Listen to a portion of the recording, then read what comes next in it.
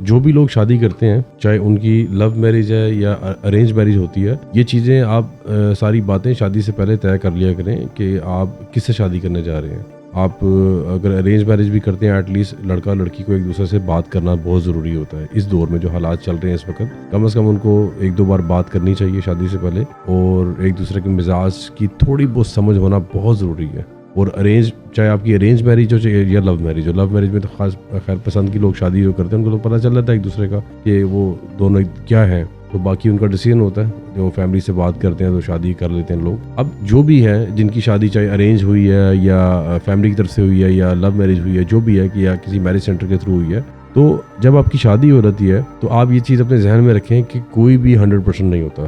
آپ کو کسی کی بھی اچھی اور بری باتیں ایکسیپٹ کر کے چلنا پڑتا ہے۔ خاص طور پہ کسی کی لو میرج ہے تو لو میرج میں لوگ جھوٹے باتیں بہت کرتے ہیں، جھوٹی تسلیاں بہت دیتے ہیں کہ ہم ایسے کریں گے ویسے کریں گے۔ ارینج میرج میں بھی بعض اوقات فیملی بیٹھ کے بہت زیادہ ایک دوسرے کو ضرورت سے زیادہ رسپیکٹ دینا شروع کر دیتی ہے۔